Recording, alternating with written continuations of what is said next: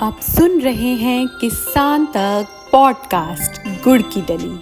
हर सुबह एक मीठी बात।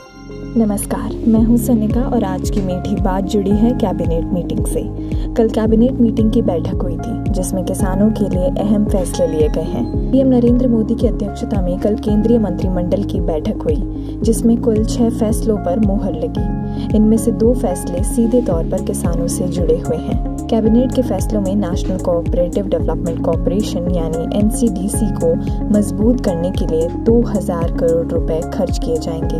वहीं प्रधानमंत्री कृषि संपदा योजना को लेकर भी बड़ा फैसला लिया है। केंद्रीय मंत्री अश्विनी वैष्णव ने कैबिनेट फैसलों को लेकर जानकारी दी है। अश्विनी वैष्णव ने जानकारी दी कि कैबिनेट ने एनसीडीसी की कैपिटल 2000 करोड़ रुपए बढ़ाने के फैसले को मंजूरी दी है। एनसीडीसी को ये राशि सालाना 500 करोड़ रुपए के हिसाब से 4 सालों में दी जाएगी। एनसीडीसी देश की कोऑपरेटिव्स को लोन देता है। इससे 8.25 लाख से अधिक सहकारी समितियां जुड़ी हुई हैं। इसके 29 करोड़ से ज्यादा सदस्य हैं। बयान के मुताबिक 94% किसान सहकारी समितियों से जुड़े हैं। इस फैसले से 13,000 सहकारी समितियों के 3 करोड़ सदस्यों को फायदा होगा। ये संस्था कृषि लोन, खाद वितरण, चीनी उत्पादन, दूध उत्पादन, मत्स्य क्षेत्र, गेहूं और धान की खरीद आदि के लिए लोन देकर बड़ी भूमिका निभाती है। इसके लिए नेशनल कोऑपरेशन पॉलिसी 2025 25 जुलाई 2025 को लॉन्च की गई थी।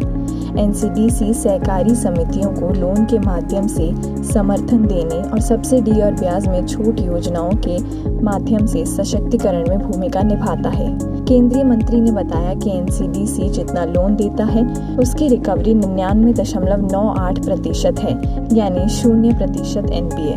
सरकार की ओर से मिलने वाले 2000 करोड़ रुपए से एनसीडीसी अतिरिक्त 20,000 करोड़ रुपए की राशि उधारी के लिए जुटाने का काम करेगा। केंद्रीय मंत्रिमंडल ने बैठक में प्रधानमंत्री कृषि संपदा योजना का खर्च बढ़ाकर 6,520 करोड़ रुपए करने को मंजूरी दी है। पीएम कृषि संपदा योजना की शुरुआत 2017 में की गई थी ताकि agro processing clusters, cold chain, value added infrastructure, food processing और संरक्षण क्षमताओं को विकसित करने के लिए मदद देने में की जा सके। इसके अलावा 50 इरेडिएशन यूनिट्स और 100 फूड टेस्टिंग लैब्स की स्थापना के लिए 1000 करोड़ रुपए का प्रावधान किया गया है। इसमें इंफ्रास्ट्रक्चर के लिए वित्तीय सहायता दी जाएगी। इरेडिएशन यानी विकीकरण प्रक्रिया फूड प्रोसेसिंग के तहत कटाई के बाद फसल के नुकसान को कम करने, अंकुरण को रोकने, पकने की प्रक्रिया को नियंत्रित करने, सूक्ष्म जीवों के संक्रमण को रोकने और खाद्य उत्पादों की शेल्फ लाइफ बढ़ाने में मदद करती है। केंद्रीय मंत्री अश्विनी वैष्णव ने बताया कि पिछले 11 सालों में भारत के फूड प्रोसेसिंग सेक्टर में भारी वृद्धि देखने को मिली है। इस दौरान भारत का प्रोसेस्ड फूड उत्पादों का निर्यात $5 अरब से बढ़कर $11 अरब हो गया है।